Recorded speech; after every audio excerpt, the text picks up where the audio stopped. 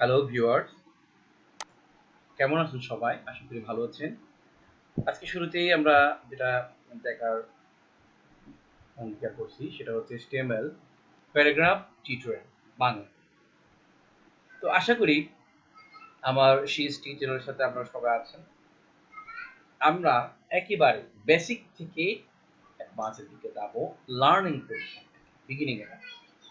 কারণ একটা জিনিস শিখতে গেলে বিগিনিং থেকে শিখতে হয়। ধুম করে বা হঠাৎ করে কেউ কোনোদিন বড় হতে পারে না। আমি একটা জিনিসের উপরে আমার আসক্তি থাকবে বা শেখার আগ্রহ থাকবে, আমি ধীরে ধীরে আমাকে এটা আগাইতে হবে। বেসিক জিনিসটা যখন আমি ধরে নিব, আস্তে আস্তে অ্যাডভান্স জিনিসগুলো আমি শিখে নিতে পারবো। সুতরাং এগুলোকে মানে অবহেলা করার কিছু নাই, এটা শিখতে হবে বিগিনিংটা। তো চলুন আমরা কথা না বাড়িয়ে আমরা তার কাজের দিকে যাই। HTML প্যারাগ্রাফ আমরা বলতে কি বুঝি, সেটা একটা অনুচ্ছেদ সর্বদা একটি নতুন লাইন শুরু করে এবং ব্রাউজার স্বয়ংক্রিয়ভাবে একটি অনুচ্ছেদের আগে এবং পরে কিছু সাদা স্থান বা একটা মার্জিন যোগ করে। তা আমরা সেটা করব। এই প্যারাগ্রাফ ট্যাগটা হচ্ছে পি।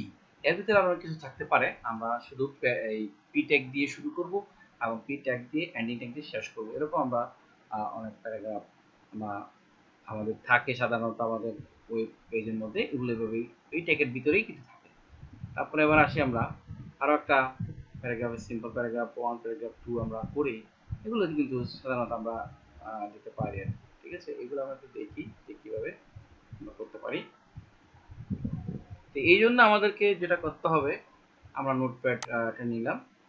তো এটা নিয়ে আমরা কাজ শুরু করব। এখানে একসাথে আমরা এটা ওপেন করব। তো এটা ওপেন করে যেটা করবো, আমরা আউটপুটটা সরাসরি আমরা দেখতে পাই, সেই ব্যবস্থায় আমরা এখানে করব।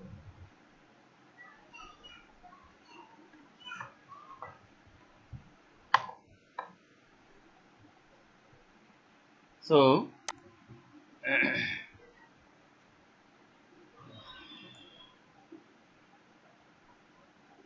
ঠিক আছে, আমরা কোডটা একটু লিখবো না এখানে, আর আমরা সেভ করে নিচ্ছি এই নতুন একটা ফাইল। এটা আমরা সেভ করব।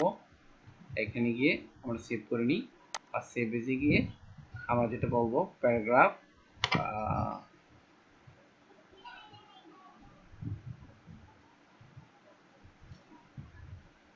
আমরা সেভ করব প্যারাগ্রাফ ডট।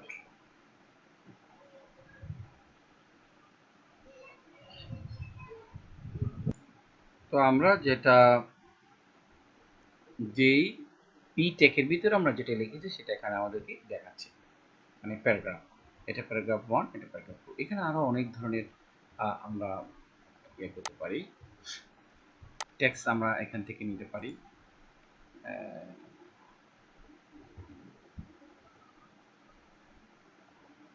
এটা ফ্রি কন্টেন্ট, লরেম, ইপসাম, এখান থেকে আমরা অনেক কিছু নিয়ে অনেকে সাজেস্ট করে এখান থেকে বিভিন্ন রকম ট্যাক্স নিয়ে কিন্তু আমরা ওয়েবসাইটের মাধ্যমে আমরা টিউটোরিয়ালের ক্ষেত্রে আমরা দিতে পারি। আমরা এখানে দিতে পারি, সাপোজ এরকম আছে তো, হ্যাঁ, একটুকু আমরা নিয়ে অথবা এই যে আমরা এটা কপি করতে পারবো।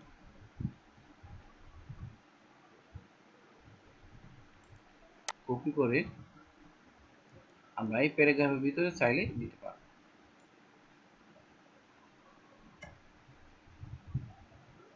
আমরা এভাবে করে নিচ্ছি, এর ভিতরে আমরা এখানে দিব।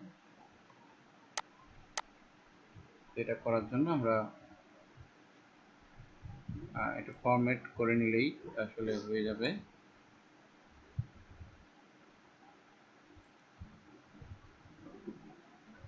আমরা এটা ফরম্যাট করে নিতে হবে।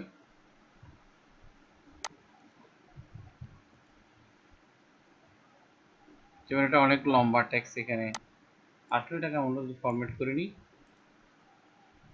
তাহলে এটা খুব সুন্দরভাবে আসবে। আমরা যেভাবে ফরম্যাটটা করলাম, এটা হচ্ছে কি এখানে ভিউতে গিয়ে ওয়াটারফ দিয়ে দিয়েছি। সো এটা আমার এখানে চলে আসছে। তাহলে এত বড় লাইন আমরা কিভাবে কিনব, তাই না? তো আমরা এখানে কি করব, এটা সেভ দিয়ে দিলাম।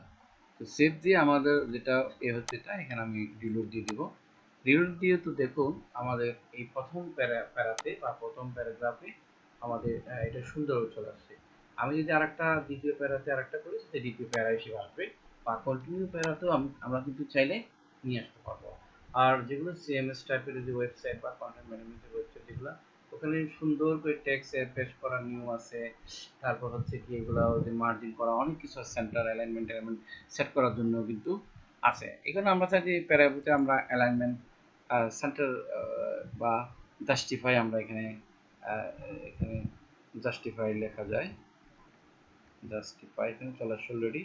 আমরা এখানে জাস্টিফাই যদি করে দিই তাহলে আমাদের এটা হবে কি, এই জাস্টিফাই, এই যে জাস্টিফাই, আমরা জাস্টিফাইটা করে নিই তাহলে সম্ভবত এটা সুন্দরভাবে দেখাবে।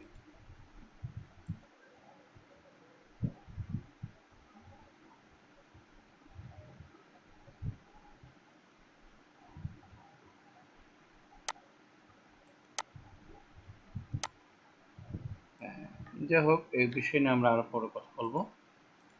কিন্তু আমি যেটা বললাম আমাদের ট্যাগটা আলাদা আমরা করলাম। সো এখানেও কিন্তু আমি অন্য একটা ফিল বা আরেকটা লেখা আমি দিতে পারি এখানে। এই যে এখানে যে দেখাচ্ছে এই যে কোনো না কোনো ফন্ট ব্যবহার করেছে, ফন্ট টন এগুলো হচ্ছে ফরম্যাটিং। এই ফরম্যাটিংগুলো আমরা এরপর প্যারাগ্রাফে করেই আমরা দেখাবো আর কি। তো এটা যদি আমি এখানে দিয়ে দিই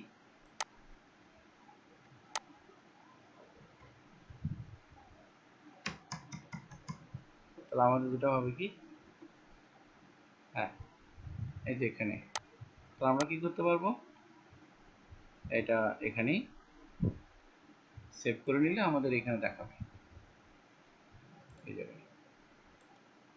ঠিক আছে, তো আমরা এখন কি করতে পারবো, আমাদের এখানে খুব সুন্দরভাবে হয়তো বা কন্টেন্টগুলো এখানে আমাদেরকে দেখাচ্ছে। তাহলে এই যে আমরা বুঝতে পারতেছি এটা একটা প্যারাগ্রাফ যেমন ধরলাম, তারপর এটা একটা প্যারাগ্রাফ। এখানে আমরা রাইট মাউস ক্লিক করে ইন্সপেক্ট যদি দেখি,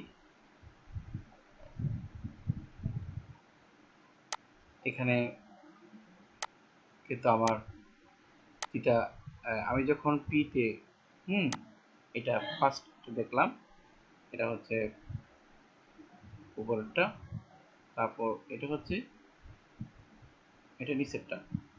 ঠিক আছে, এখানে আরো আমি তো কোডটাকে ঠিকভাবে করিনি। আমি এখানে আসলে অ্যাকচুয়ালি আমার যেটা করতে হবে, আমি HTML কোনো ট্যাগও দিলাম না, কিচ্ছু করিনি, এগুলো আমার করতে হবে, এগুলো একটু করে নিই।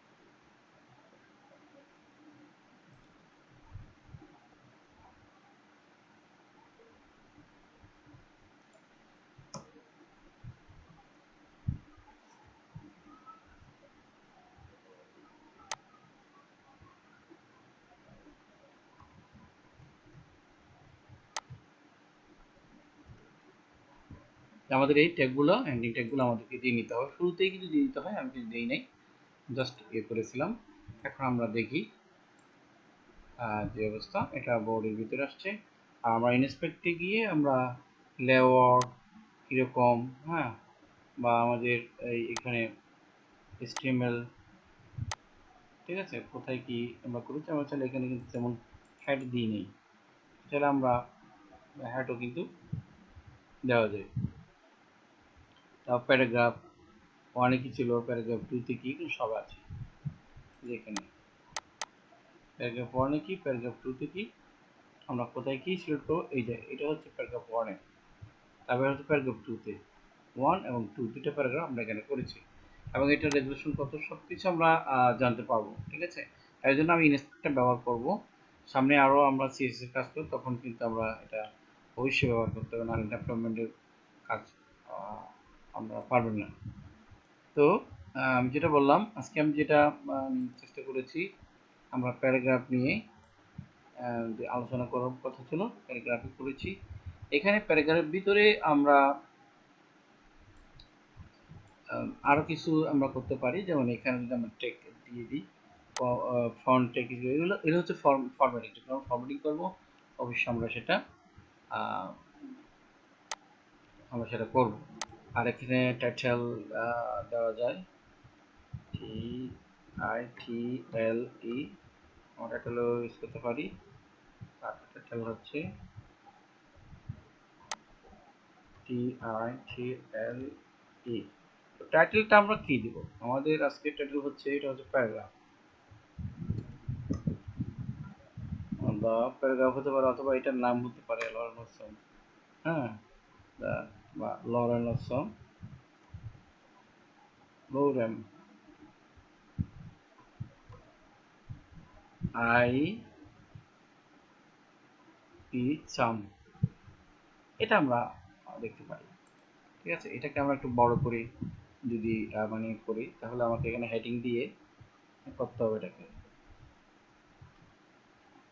H1 এটা দিয়ে শেষ করব।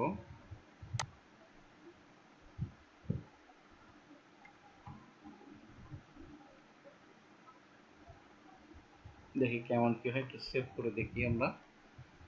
সাথে সাথে এখানে দেখতে পাবো, যেহেতু এটাকে আমরা কি করেছি, এভাবে একসাথে নিয়েছি।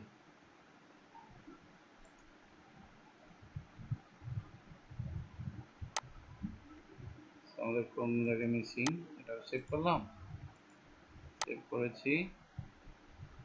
টাইটেল,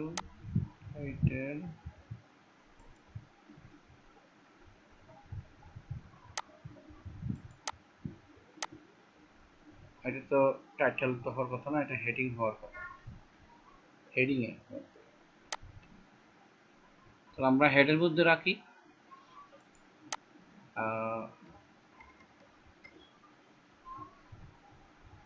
হেড যদি আমরা রাখি দিই,